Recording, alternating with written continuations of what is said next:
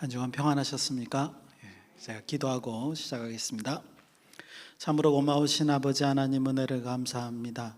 오늘도 하나님의 말씀을 듣고 기도하며 찬양하며 하나님을 경배할 수 있도록 인도하여 주심을 감사드립니다. 아버지 하나님, 우리의 경배가 헛되지 않도록 도와주시옵소서. 하나님 말씀 안에서 우리가 살아갈 때 부족함이 없도록 인도하여 주시옵소서. 오직 하나님께서 우리를 이끌어 주시며 함께하여 주실 줄 믿사오며 예수님의 이름으로 기도드리옵나이다. 아멘. 오늘은 신명기 13장 1절에서 18절 말씀을 살펴보겠습니다. 제가 제목을요, 삶의 우선순위라고 이렇게 한번 잡아봤습니다. 근데 실제로 오늘 이제 13장 말씀을 보면 의외로 간단하게 제목을 달 수 있을 것 같아요. 우상숭배하지 말아라.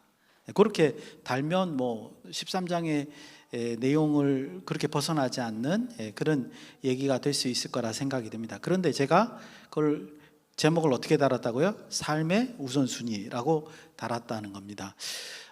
제가 이제 오늘 말씀드리고 싶은 것은 이미 12장부터 우상숭배에 대한 경고가 있었습니다. 12장 말씀을 다시 한번 생각을 해보면 어떤 내용이었냐면 크게 두 가지인데요. 우상숭배를 어떻게 하지 말아야 하느냐. 첫 번째, 하나님이 자기 이름을 두시려는 곳 한 곳을 정할 것이다. 너희가 제사를 지내려면 거기에서만 드려야 된다. 우상같이 여기저기 우상숭배하지 말고 한 곳에서만 드려라. 하나님 방식대로 드려라. 이렇게 얘기하셨다는 거 하나 하고, 또 후반부에는 뭐였냐 하면 혹시 너희가 고기를 먹고 싶으면 그냥 잡아서 먹으면 된다. 왜 그러냐면 고대 근동에서는 이제 동물 제사, 즉 동물을 잡는 행위가 우상숭배하고 연결될 수 있기 때문에 그걸 경계하는 거죠. 너희가 혹시 동물을 잡아서 고기를 먹으면서 우상숭배하는 거, 그거 절대로 하지 말아라. 너희가 만약에 동물을 제의적으로 잡으려면 꼭 하나님이 자기 이름을 두신 곳, 그곳에 가서만 하고 나머지는 그냥 먹어라. 그냥 동물을 잡아서 그냥 먹어라. 이렇게 지금 이제 얘기하는 거, 그게 12장의 내용이었습니다. 13장에 오니까 또 우상숭배 얘기를 하는 거예요. 그죠? 오늘 보면 말씀을 세 가지 단락으로 세 가지 사례를 들어서 이제 또 우상숭배를 하지 말아라 라는 말씀을 전하고 있습니다. 그러니까 전체적인 맥락은 12장에서 13장까지 우상숭배를 하지 말아라 이렇게 간단하게 요약을 할 수 있는데, 그러면 이제 우리가 이렇게 질문을 한번 해볼 수 있습니다. 아니 그냥 간단히 우상숭배하지 말아라 라고 하면 될 텐데 뭐 이렇게 자세하게 설명을 할까? 그죠? 그런 질문 한번 해볼 수 있죠. 근데 이제 12장에서도 우리가 봐서도 그렇고 오늘도 말씀을 전할 때 꼭 기억하실 거는 뭐냐면 이게 사례를 나타내는 예시라는 거예요. 근데 이렇게 우상숭배하지 말아라 하는 예시들을 왜 이렇게 다양하게 얘기할까? 이런 사례들을 들어서 우상숭배를 하지 말라는 뜻이 도대체 무슨 뜻인가를 이스라엘 백성들이 경각심을 갖도록 그렇게 사례법을 오늘 알려주는 거예요. 여러 가지 그냥 하지 말아라 명령만 하시는 게 아니라 이 우상숭배를 하지 말라는 뜻이 실제로는 어떻게 지켜져야 된다는 것을, 그리고 어떤 경각심을 가지고 지켜야 한다는 것을 정확하게 드러내고 있다는 거죠. 그래서 오늘도 세 가지 사례를 통해서 우상숭배는 이런 걸 때도 하지 말아야 되는구나 이렇게 이제 말씀드릴 수 있겠습니다. 그런 걸 좀 나누려고 합니다.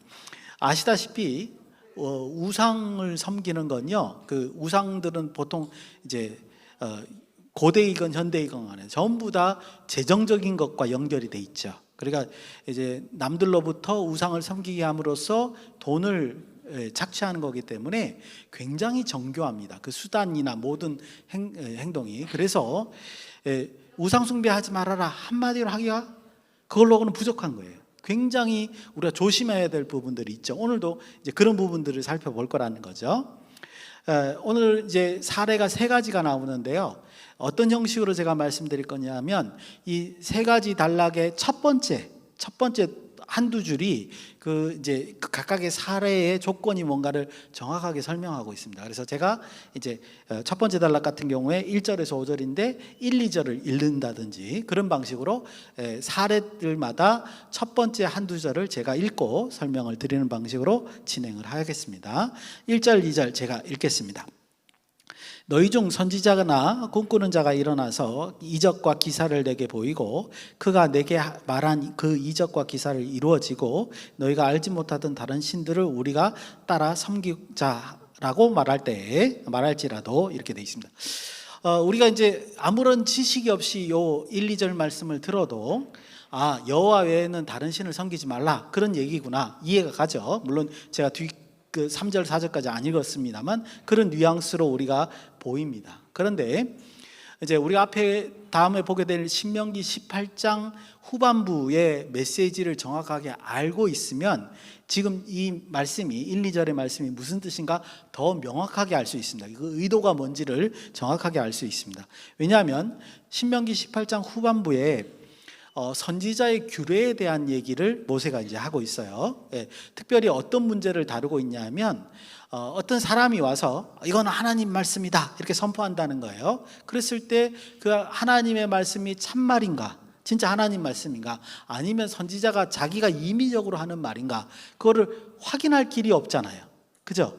그랬을 때 모세가 그 기준을 하나 마련해 줍니다. 뭐라고 하냐면 선지자가 만약에 말을 선포를 했을 때 그 선포한 내용이 기적적으로 그 증거가 나타나면 그러면 그 사람이 참 선지자이다. 그게 하나님으로부터 온 말씀이다. 이렇게 이제 하라고 백성들에게 이제 가르쳐 주는 내용이 신명기 18장에 이제 등장을 합니다.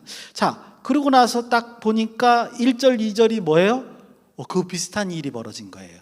그렇죠? 뭐냐면 선지자나 꿈꾸는 자가 일어나 가지고 선포를 하고 그 선포한 내 말로 이적과 기사가 나타난 거예요. 그러면 신명기 18장에 의하면 어떤 거죠? 이 사람이 참 선지자인 거죠. 하나님 말씀으로 이해가 할 수 있는 겁니다. 그죠? 그런 오해를 불러일으키게 하는 일이 벌어진 거예요. 그렇다 할지라도 그 다음에 2절에 있는 내용이 뭐죠? 너희가 알지 못하던 이 신을 따라가야 된다. 이런 말을 하면 어떻게 하라는 겁니까? 3절에 보니까 뭐예요? 3절에 뭐라고 되어 있습니까? 죽이라고 되어 있습니다. 그리고 5절에 보면 5절에 보니까 죽이라고 되어 있습니다. 그 다음에 5절 마지막에 보면 뭐라고 되어 있죠? 너희 중에 그것은 악을 제하는 것이다 이렇게 설명하고 있습니다. 지금 이게 무슨 말씀이냐면요, 아무리 선지자라고 자기가 얘기하고 또 그 증거대로 이적과 기사가 벌어진다 할지라도 이미 하나님이 명령하신 거 외에 다른 얘기를 하면 그거는 거짓 선지자라는 거예요. 그럴 수가 없다는 거예요. 그 얘기를 지금 하는 거죠. 그래서 그 이유가 뭐냐? 하나님은요, 한 번 말씀하신 그 진리의 내용을 변경하지 않습니다. 그렇다는 거. 그걸 알고 있어야 돼요. 그 기준으로 이걸 판단해야 된다는 거죠. 왜 그렇게 되냐 하면 여러분, 하나님께서는요, 영원히 우리와 함께 하실 거예요. 그렇죠? 그리고 지금 여기는 이스라엘 백성들을 사용하셔서 하나님이 이 온 인류를, 이 피조 세계를 회복하실 거예요. 그런 작정을 하셨다고 이미 되어 있고, 그러기 위해서 이스라엘과 언약을 맺었기 때문에 다른 신을 섬긴다는 것은 말도 안 되는 말이잖아요. 우리 상식적으로 생각해도, 그죠? 그렇기 때문에 그렇게 말하는 선지자는 거짓이다. 그래서 그를 반드시 죽이고 그 악을 제거해야 된다. 이렇게 지금 말씀하시는 겁니다. 여러분, 이게 무슨 말인지 아십니까? 현대로 생각하면 이런 거예요. 우리가 성경을 통해서 말씀하시는 하나님의 말씀이, 그 명령이 무엇인가를 분명히 깨닫지 못하면요, 자칫 잘못하면 그 거짓 리더들에 의해서 우리도 부지간에 잘 모르는 사이에 우상 숭배를 할 수 있다는 얘기예요. 그러니까 내가 모르는 사이에 거짓 리더들 때문에, 거짓 선지자들 때문에 따라가다가 죽음의 길로 갈 수가 있다는 얘기예요. 그러면 뭐 해야 된다는 얘기예요? 우리가 성경 말씀을, 하나님의 명령이 무엇인가를 기본적으로 알고 있어야 된다는 얘기예요. 그거 우리 책임이라는 겁니다. 그거를 지금 여기서 얘기하고 있는 거예요. 실제로 우리 그런 경우 많지 않습니까? 이단에 빠진 사람들, 그죠? 그 사람들 다 뭐예요? 그 미혹돼 가지고 다 죽음으로 가는 사람들이라는 거예요. 예. 진리를 벗어난 사람들이라는 거예요. 그런 경우가 있다는 거예요. 성경에서 그 얘기를 하고 있는 겁니다. 첫 번째 단락을 마무리 짓기 전에 3절의 말씀, 3절의 말씀이 잘못하면은 우리가 이제 오히려 시험 들 수 있는 말씀이죠. 그 말씀을 같이 읽고 좀 이제 그 의미를 말씀드리고 그리고 이제 첫 번째 단락을 마무리 짓는 게 좋을 것 같습니다. 우리 3절 말씀은 같이 한번 읽어보겠습니다. 시작. 너는 그 선지자나 꿈꾸는 자의 말을 청종하지 말라. 이는 너희 하나님 여호와께서 너희가 마음을 다하고 뜻을 다하여 너희 하나님 여호와를 사랑하는 여부를 알려하사 너희를 시험하심이니라. 아멘. 예. 그러니까 내용만 보면 여호와 하나님께서 자신을 사랑하는지 그 여부를 알게 하기 위해서 이스라엘을 시험하신다. 이렇게 이제 들립니다. 두 단계를 거쳐서 이 말씀의 의미를 한번 제가 알려드리겠습니다. 첫 번째는 뭐냐면 먼저 이 시험이요 유혹이 아닙니다. 그러니까 이 시험이 어떤 통과하면 살고 통과 못하면 죽는 그런 개념의 어떤 잘못을 유도하는 그런 누구를 걸러내는 그런 시험의 종류가 아니라는 걸 분명히 알고 계셔야 됩니다. 하나님께서는 절대로 이런 방식의 시험을 하지 않습니다. 우리는 꼭 기억하셔야 돼요. 내게 만약에 이거 지금 나를 시험하시는 건가? 라는 생각이 드실 때 그 방식은요 절대로 내가 악에 빠지게 하기 위해서 시험하시지 않습니다. 그건 분명히 우리가 이제 확실히 이해를 해야 되죠. 여기서는 어떤 시험이냐면요, 이스라엘 백성들이 자기가 신앙 고백을 했을 때 그 고백한 것과 자신들이 합당한 행동을 하는 것이 서로 일치하는지 아닌지 그걸 확인해 보는 작업이다. 이 정도로 이해하시면 딱 좋을 것 같습니다. 먼저 그걸 아시고요. 두 번째는 뭐냐면 과연 하나님이 이스라엘이 진짜 신앙 고백한 것과 신앙생활을 하는 그 생활과 서로 일치하는지 안 하는지를 몰라서 이거를 이스라엘에게 시험하실까? 여러분들 어떻게 생각하십니까? 전혀 그렇지 않죠. 하나님은 전지전능하신데 하나님이 그걸 모르실 리가 없죠. 그럼 도대체 누구가 알게 하기 위해서 이 시험을 하실까? 여러분들 어떻게 생각하세요? 이스라엘 자신이에요. 이스라엘 자신이 진짜 자기가 입으로 뱉은 그 고백과 자기의 삶의 모습 혹은 자기의 생각 이런 것이 그것에 일치하는지 아닌지를 스스로 확인하게끔 만드는 그 기회를 여기서 제공하시는 것이다. 이렇게 이해하는 게 합당한 거죠. 그래서 어떤 경우라도 하나님이 시험하실 때는 뭐냐면 우리를 올바른 길로 인도해 주기 위해서 시험하시는 겁니다. 우리는 그걸 분명히 이해하셔야 돼요. 절대로 우리가 악에 빠져들도록 시험하시는 적은 한 번도 없습니다. 그 점을 기억하시기 바랍니다. 그래서 이 시험은 우리 스스로가 점검할 수 있도록, 그래서 악의 유혹에 빠지지 않고 하나님의 길로 가게 하기 위한 시험이다. 이렇게 이해하시면 좋겠습니다. 두 번째 단락입니다. 두 번째 단락은 6절에서 11절이죠. 역시 마찬가지로 제가 6절, 7절 앞절 부분만 읽어드리겠습니다. 여기 이제 모든 내용이 담겨져 있어요. 6절부터 읽겠습니다. 내 어머니 아들 곧 내 형제나 내 자녀나 내 품의 아내나 너와 생명을 함께하는 친구가 가만히 너를 꿰어 이르기를. 그러니까 이번에는 유혹한 사람이 누구예요? 가족이나 친지죠. 너와 너 조상이 알지 못하던 다른 신들 곧 내 사방에 둘러싸고 있는 민족 혹은 내게 가깝든지 내게서 멀든지 땅 이 끝에서 저 끝까지에 있는 민족들의 신들을 우리가 가서 섬기자 할지라도. 여러분, 다른 신을 섬기자라고 유혹하는 내용은 똑같습니다. 첫 번째 단락하고 다를 바가 없습니다. 근데 이번에 독특한 점은 뭐냐 하면 그 유혹하는 자가 가족이나 친지라는 거죠. 아주 가까운 사람이라는 거죠. 아까 생명을 나눌 수 있는 그런 사람이라는 겁니다. 자, 그때 그들의 말, 그들의 유혹은 굉장히 미묘하죠. 더군다나 여기 성경에 뭐라고 돼? 가만히 유혹한다 그랬어요. 가만히 일어나는 거예요. 그러니까 내가 인식하기도 전에 그것이 이제 유혹이 돼서 그거를 정말 그래? 이렇게 생각하게끔 한다는 거예요. 그랬을 때 어떻게 하느냐? 거절해라. 당연히 그렇게 하면 안 되니까 거절해라, 이런 얘기입니다. 여러분들 이게 무슨 말이냐면요, 하나님의 명령으로 나와 피를 나눈 형제 내지 부모님, 자식 같은 가족의 그 부정적인 요구, 유혹을 단번에 끊어내라는 얘기예요. 이게 쉬운 일이 아니죠. 그렇죠? 예, 쉬운 일이 아닙니다. 그걸 하라는 거예요. 더군다나 8절에 보면요, 이 거절하는 내용을 어떻게 하느냐가 설명이 되어 있습니다. 8절, 너는 그들 따르지 말고 듣지 말며 긍휼히 여기지 말며 애석히 여기지 말며 덮어 숨기지 말고. 그러니까 가족이라고 해서 이 사실을 숨기면 안 되는 거예요. 오히려 드러내가지고 긍휼히 불쌍히 여기지도 말고 단번에 끊어내야 된다. 뭐 어떻게 단번에 끊어내냐? 더 심한 말이 9절에 나와 있습니다. 너는 용서 없이 그를 죽이되 죽일 때 네가 먼저 그에게 손을 대고. 죽이라는 말이 돌로 쳐서 죽이는 거거든요. 그러니까 다른 사람이 먼저 돌을 던지지 말고 네가 먼저 던져라는 거예요. 이거 가능하겠냐는 거예요. 여러분들, 이 얘기가 뭐냐 하면요, 내가 사랑하는 가족이 악의 세력에 빠져 있어서 그래서 다른 신을 섬기자라고 유혹할 때라도 어떻게 하라는 거예요? 내가 먼저 돌을 던져서 그를 죽여서 악을 제거하라라고 명령하시는 겁니다. 이거 제가 아까 처음에 말씀드린 우선순위의 문제라는 거예요. 가족과의 사랑이냐, 하나님의 명령이냐. 하나님의 명령으로 그걸 끊어내라. 죽이라는 말에 우리가 초점을 두지 마시죠. 그거보다 이 말은 미리 지금 이 얘기하는 거는 뭐예요? 이런 경우라도 끊어내야 되니까 절대로 이 일을 하지 말도록 만들어라, 이 얘기인 거죠. 그렇죠? 이런 우상숭배는 철저하게 금지시켜야 된다. 하나라도 이렇게 만들면 안 된다.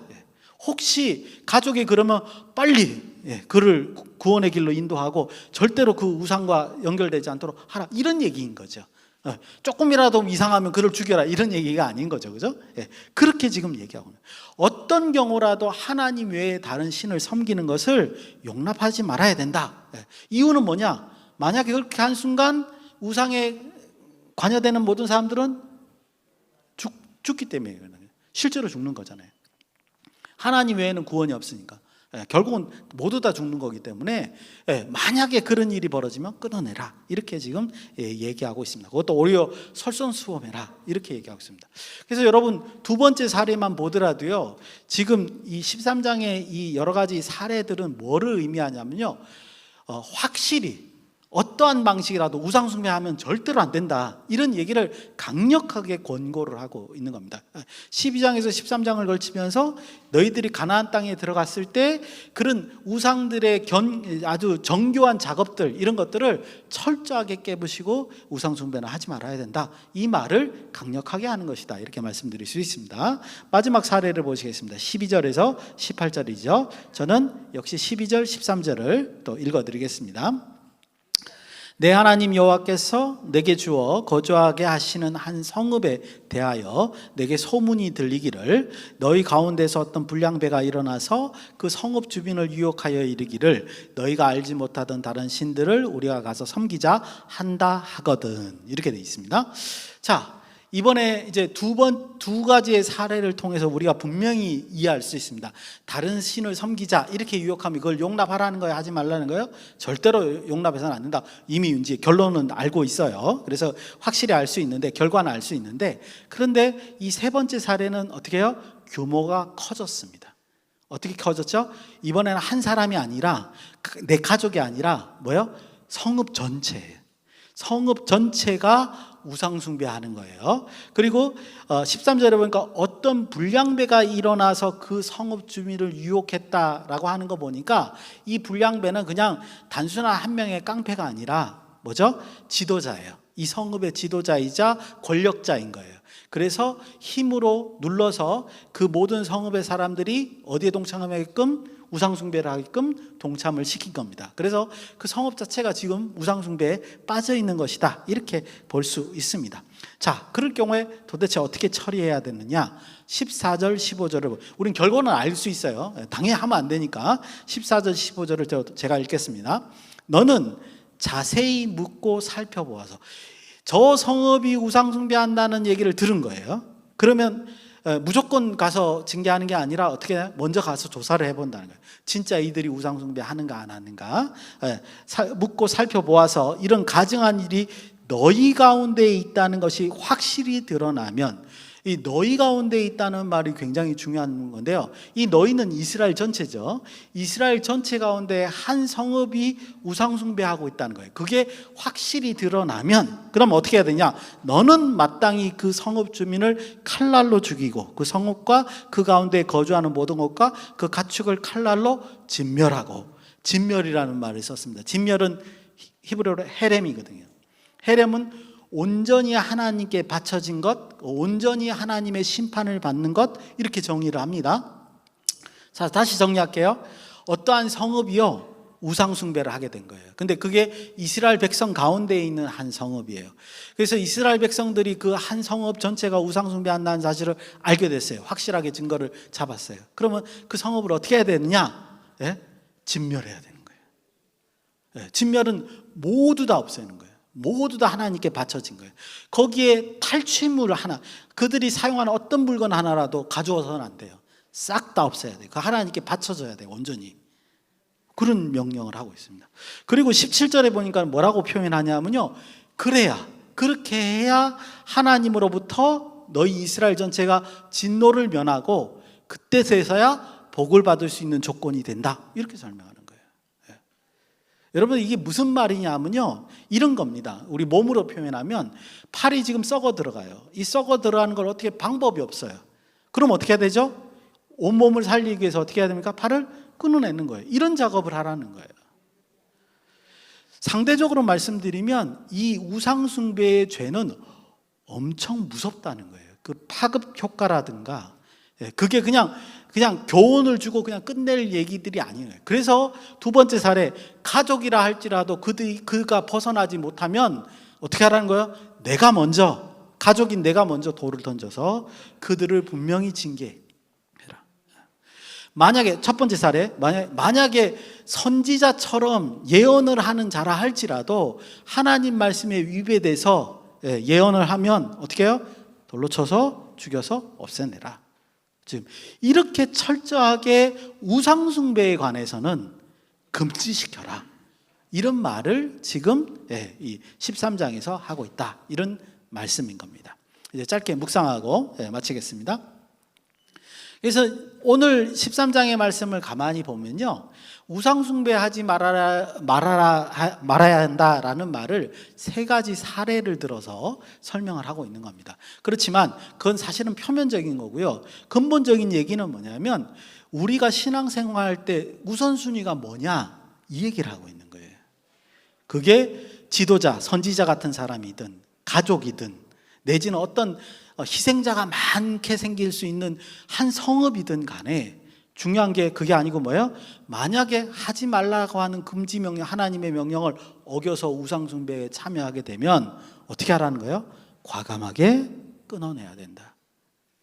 하나님의 명령이 우리의 관계, 우리의 상식적인 생각에서 그거보다 앞서서 하나님 명령대로 실행해야 된다, 이런 얘기를 우리에게 전달하고 있다는 겁니다.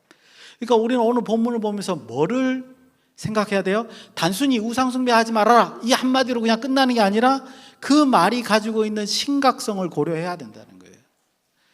그 우상숭배라는 죄가 얼마나 어마어마한 죄인지, 그리고 그 죄가 얼마나 효과가 있고 얼마나 우리를 파괴하는지, 그거를 심각성을 모르면 안 된다는 거예요. 그런 말씀을 지금 하고 있는 겁니다. 근데요, 이 지금 제가 드린 말씀의 반대편에 다른 관점으로 보면 이 말은 뭐와 관계가 있느냐 하면 살아계신 하나님을 인정하느냐 인정하지 않느냐하고 관계가 있다는 거예요. 하나님이 살아계시고 나와 함께 하시고 나를 보고 계시는데 내가 감히 그거를 인식하라고, 하나님이 어떤 분인가도 잘 알고요. 그런데 감히 그분이 어떤 분인지를 알고 그 앞에서 죄를 짓는다고요? 거짓말을 한다고요? 있을 수 없는 거잖아요. 하나님이 다 아실 텐데. 즉 내가 죄를 짓는다는 것은 뭐를 의미하는 겁니까? 살아계신 하나님을 망각하거나 내지는 무시하거나, 그리고 자기 욕망에 빠져서 그거를 죄를 짓는 거라는 거죠. 우리의 삶 속에서 가장 우선순위에 둬야 되는 것은 뭐라고요? 하나님께서 우리와 함께 하심과 그의 위엄을 생각하는 거죠. 그런데 우리는 죄를 지을 때 보면 우리의 불완전한 가치관이나 혹은 이기적인 생각 때문에, 그런 욕심 때문에 그 죄를 저지르게 된다. 그래서 우리는 우리 삶 속에서 반드시 알아야 될 게 있어요. 성경에서 하나님이 뭐라고 명령하시는 거야. 그걸 인식하지 못하면 우리는 아주 쉽게 우리의 불완전한 가치관과 그 이기적인 생각에 빠져서 죄에 빠져들 수밖에 없고, 결국은 그 값이 뭐라는 거예요? 목숨을 잃게 되면, 생명을 잃게 되는 그런 결과를 낳게 된다. 이게 오늘 말씀의 아주 주안점이 아닌가 이렇게 생각합니다. 바라기는 오직 하나님의 명령을 우리의 삶에 올바로 적용하면서, 하나님 말씀을 아셔야 됩니다. 하나님 말씀을 모르시면요, 아까 사례에도 본 것 같이요, 잘못된 리더를 만나는 순간 우리는 다 죽어요. 그 이단들이 그렇잖아요. 그 사람들 얼마나 아깝습니까, 생명이. 근데 잘못된 이단에 빠져가지고 다 죽는 거예요. 다 지옥으로 가는 거예요. 그렇게 된다는 거죠. 그러니까 하나님 말씀 명령이 뭔가를 정확하게 알고, 그리고 올바로 신앙을 하고, 그리고 성경에서 말하는 그 경각심이 뭔가를 정확하게 이해하고 난 다음에 실행할 때 하나님 앞에 올바른 반응을 하지 않을까, 그렇게 생각합니다. 그런 한 주간이 되시기를 예수님의 이름으로 축원드립니다. 기도하시겠습니다. 고마우신 아버지 하나님, 은혜를 감사드립니다. 오직 하나님 말씀대로 살아가며 하나님께 합당한 영광을 돌리는 우리 모두가 될 수 있도록 인도하시고 함께하여 주시옵소서. 예수님의 이름으로 기도드리옵나이다. 아멘.